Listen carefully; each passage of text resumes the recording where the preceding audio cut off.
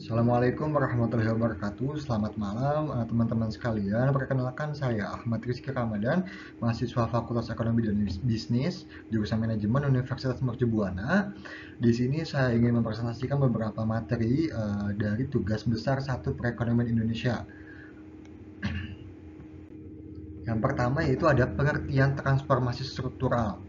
Nah, transformasi struktural sendiri merupakan suatu proses yang terjadi pada masa transisi dari sistem ekonomi tradisional ke sistem ekonomi modern.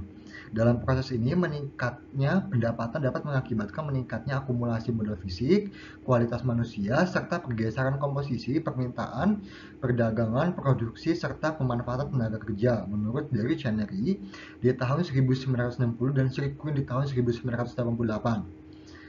Transformasi struktural sendiri tidak hanya ditentukan oleh peningkatan pendapatan, tapi juga ditentukan oleh perbaikan distribusi pendapatan itu sendiri. Lalu ada proses akumulasi. Proses akumulasi itu sendiri merupakan pemanfaatan sumber daya untuk meningkatkan kapasitas produksi seiring dengan pendapatan per kapita suatu negara. Nah, proses akumulasi itu sendiri terlihat dari pola investasi, indikator pendidikan, serta indikator keuangan pemerintah. Lalu ada proses alokasi yang berarti proses yang merupakan interaksi antara proses akumulasi dengan pergeseran konsumsi masyarakat seiring dengan peningkatan pendapatan per kapita. Nah, proses alokasi itu sendiri terlihat dari indikator permintaan domestik, indikator perdagangan internasional, serta indikator produksi. Nah, lalu selanjutnya ada proses distribusi, demografi, dan pendapatan. Proses ini merupakan proses sosial atau non-ekonomi yang terjadi seiring meningkatnya pendapatan per kapita. Variabel yang merefleksikan itu sendiri, prosesnya ialah alokasi tenaga kerja, urbanisasi, serta distribusi pendapatan. Jika indikator itu dijelaskan, pertama ada indikator tenaga kerja itu sendiri, yang berarti dari share dari tenaga kerja primer, yaitu dari total TK atau tenaga kerja. Yang kedua ada share dari tenaga kerja industri, yang berarti dari total tenaga kerja. Lalu yang ketiga ada share dari tenaga kerja jasa, yang berarti dari total tenaga kerja. Dan pendapatan per kapita naik, hanya pola share dari tenaga kerja primer yang mengalami penurunan, sementara tenaga kerja industri dan jasa mengalami peningkatan. Lalu ada indikator urbanisasi, yaitu share dari penduduk di perkotaan, yang dimana persentasenya itu merupakan total dari penduduk itu sendiri. Nah, pendapatan per kapita naik ini yang berarti urbanisasi makin meningkat, sementara pedesaan menurun. Indikator distribusi pendapatan, yaitu inverted U atau kurva. Nah, ini merupakan pola distribusi pendapatan di mana semakin tinggi pendapatan akan memperburuk distribusi. Namun, pada suatu tingkat pendapatan tertentu akan membaik dengan meningkatnya pendapatan.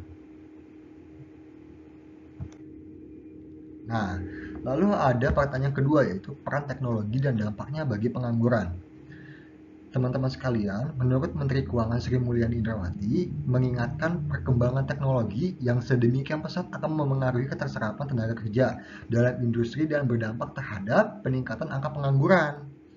Nah, dalam konteks yang mirip, perkembangan teknologi informasi juga menggeser banyak pekerjaan. Tetapi pertumbuhan teknologi informasi yang cukup pesat sekarang ini juga memerlukan lapangan pekerjaan. Pekerjaan baru seperti content writer, multimedia developer, CEO expert, or social media spesialis, dan banyak pekerjaan lain yang 5 tahun lalu tidak ada. Sekarang, ini banyak jabatan yang saya tidak ketahui pekerjaannya apa, sehingga saya harus bertanya secara spesifik apa yang mereka kerjakan. Kesimpulannya, perkembangan teknologi akan menghilangkan beberapa pekerjaan, akan tetapi muncul pekerjaan baru yang sebelumnya tidak ada. Dan itu otomatis akan membuka lowongan pekerjaan. Nah, selanjutnya ada pengangguran dan cara mengatasinya.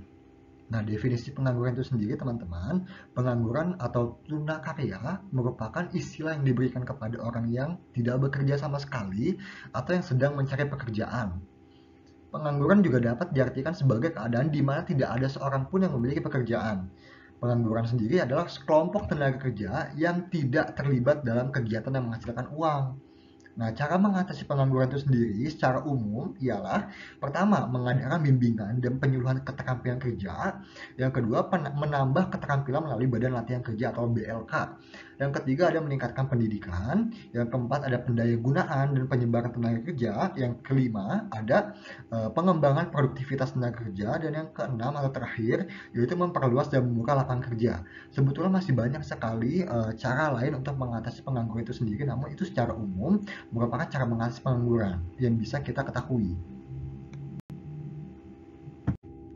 Dan mungkin terima kasih, itu saja yang bisa saya sampaikan teman-teman.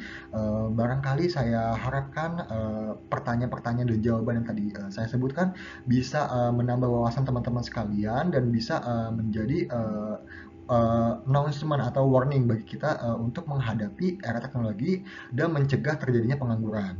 Ya, terima kasih atas waktunya. Assalamualaikum warahmatullahi wabarakatuh.